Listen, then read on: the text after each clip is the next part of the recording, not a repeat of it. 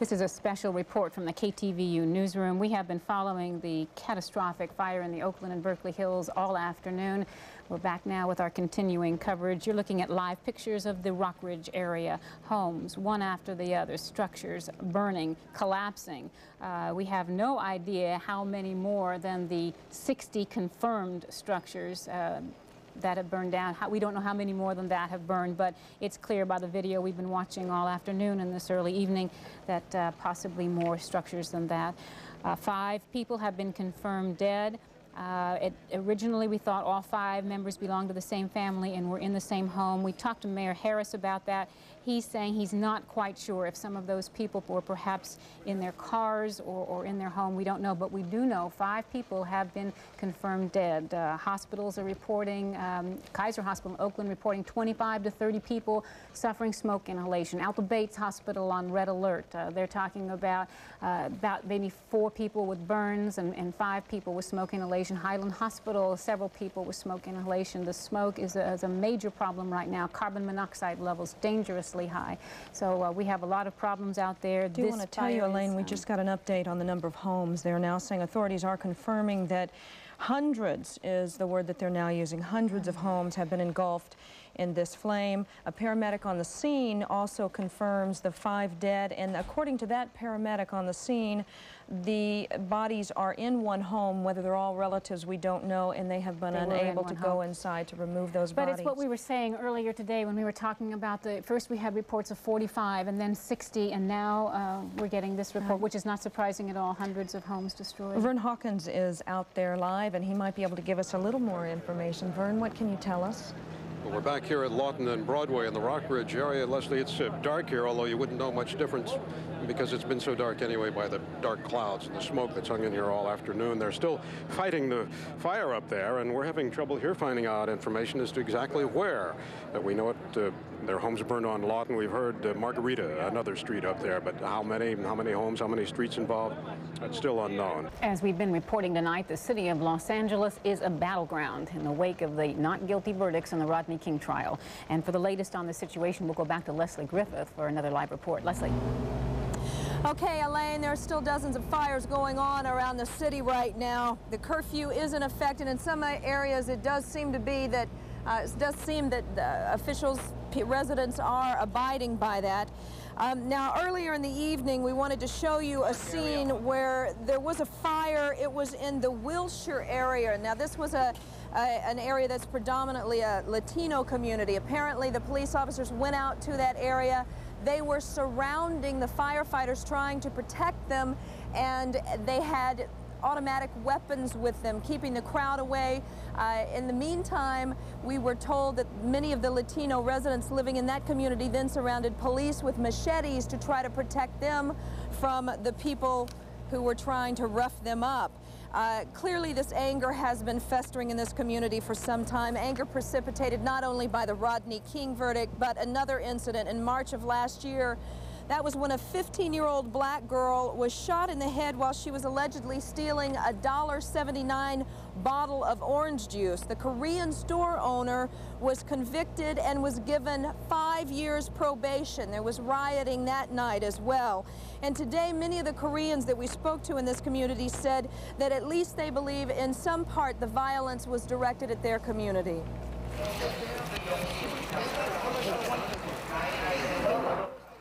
This is Koreatown, where business owners armed themselves with sawed-off shotguns and semi-automatic weapons and stood in front of their stores and waited. We had the little problem with the complex of after Rodney King, verdicts. These are automatic rifles. That's automatic rifle. We had all the licensed security guard protect our Koreatown. So you don't believe the police are going to protect you? We are not believe at this moment. Everywhere you look in Koreatown, in downtown LA, and in South Central, there was chaos today, a mob mentality, burning, looting, and in some cases even celebrating. There was almost a sense of euphoria during the looting, and in other cases, a sense of mourning. This Korean woman's business burned to the ground as she watched.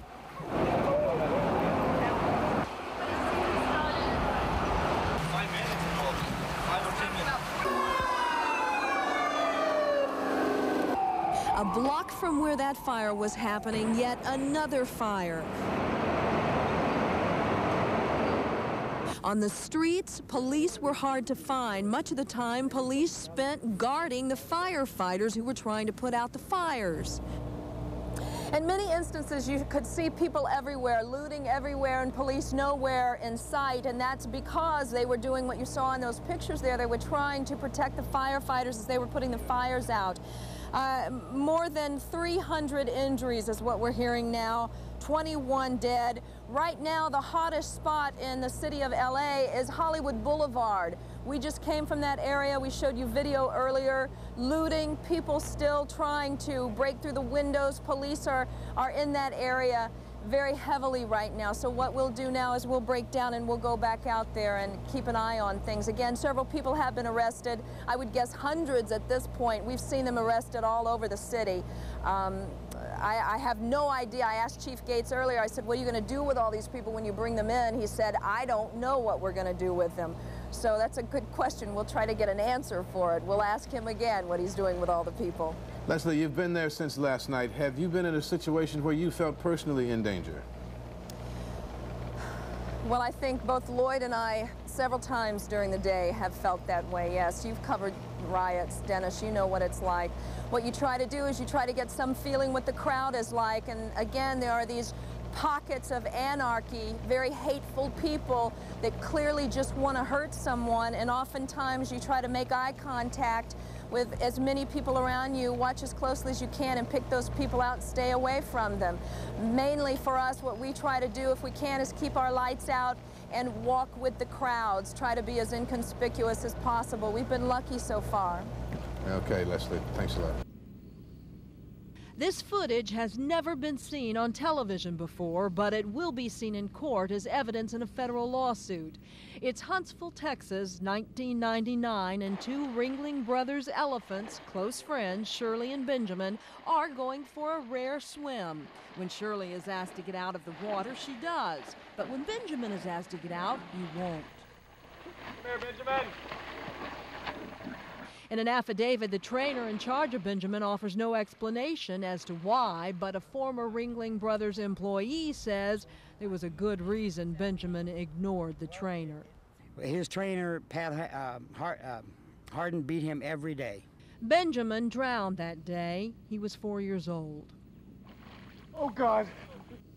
Tom Ryder and three well-known animal rights groups have filed a lawsuit in federal court alleging Ringling Brothers consistently violates federal law by physically abusing endangered Asian elephants. We recently asked the current head elephant trainer for Ringling Brothers about allegations of cruelty, and it should be noted Troy Metzler was never Benjamin's trainer. These are my children. I love them. I spend 7 days a week with them. I'll continue to do this. We give them nothing but the best of care. The United States Department of Agriculture investigated Benjamin's death. Trainer Tom Harned told investigators he used what is called a bull hook, a device commonly used by elephant trainers. Tom Ryder says it was often used abusively on Benjamin. You look around, nobody's looking, and you hit a baby elephant with it. Current trainer Troy Metzler says a bull hook, correctly used, is not traumatic to elephants. It's like reins on a horse or leash on a dog. Sometimes you have to carry your children by their hand. And like I said, we enjoy these animals and love them very much. USDA rules say that physical abuse should never be used to train or handle animals. But USDA inspectors say some Ringling trainers occasionally use the bull hook to excess. And this undercover video shows the bull hook used with force. The lawsuit says it causes boils and it breaks the skin. Regarding Benjamin, a USDA inspector wrote, Mr. Harned's use of an Ankus or bull hook created behavioral stress and trauma, which precipitated the physical harm and the ultimate death of Benjamin. No charges were filed, and the USDA later wrote a letter saying Ringling was not responsible. Ringling has never been fined for using the device. We use the hook, the Ankus, the guide every day. To work with these animals, we need this. 4-year-old Benjamin is just one of 3 baby Ringling Brothers elephants that have died in the last 6.5 years. All 3 dead baby elephants are still used in this advertisement for the circus, which ran in the San Francisco Chronicle. This videotape provided by local activists raises serious questions. If the bull hook is used like reins on a horse, as you heard Troy Metzler say, why does he appear to be hitting the elephant and looking around to see if anyone is watching? And the same is true for this elephant trainer. The lawsuit suggests they may fear getting caught because USDA regulations say trainers should never cause behavioral stress or unnecessary discomfort to the animal. According to animal rights activists and experts at the Oakland Zoo, this is a clear violation. What is his purpose for doing what he does and how he works with his elephants, or why he feels he needs to treat his animals the way that he treats them? Money is one possible answer. Without the elephants, Ringling Brothers is not much of a show. That brings us to another baby elephant identified in the lawsuit as Kenny. He was 3 years old when one night before a performance he began bleeding from the rectum. Gary West, the veterinarian for Ringling, said do not put that. He went to Gunther Gable Williams, the quote greatest animal trainer in the world, and his son Mark Oliver Gable, and said do not put Kenny into the circus. They went ahead and put Kenny in. Kenny died an hour later. In a letter that is part of the lawsuit, the USDA says that Kenny's death was a prosecutable violation, but there was never any prosecution. Instead, Ringling donated $10,000 to study gastrointestinal diseases in elephants and $10,000 more to a nonprofit sanctuary for elephants. And then finally, there is 8-month-old Ricardo, who died recently. According to Ringling, he received, quote, multiple fractures and had to be put down after breaking both hind legs while, quote, climbing on a 19-inch pedestal. But Tom Ryder has a hard time believing that and plans to add Ricardo's death to the lawsuit. My experience in seeing an actual training session where they actually made an elephant sit down on a stool, they tied its legs to the stool to make it sit down. So my opinion is I think there needs to be a deep investigation on how that baby elephant broke both its hind legs. Little Ricardo was separated from his mother when he was just 8 months old. Ringling Brothers says his mother rejected him. This National Geographic footage provided to KTVU by animal activists shows what it is like to make a wild Asian elephant submissive. In the wild, the mothers and the grandmothers live together forever. The young males are driven from the herd at about 13 years old when they become sexually active. Ryder says Ringling's way of taking babies from their mothers is heartbreaking. They tie them up with ropes and either use another elephant, a tractor, a truck, and drag them away from the mother. Ringling Brothers elephants are often seen doing this, endlessly rocking back and forth. The experts at the Oakland Zoo say it is a reaction to trauma and stress and to being chained for hours on end. They even point to one of their own elephants who was abused before he came here to the zoo, and that elephant does the same thing. We feel here that it is not fair or right or correct to chain an animal for an extended period, any animal. I know these 12 elephants that I take care of and care for get nothing but the best. As you can see,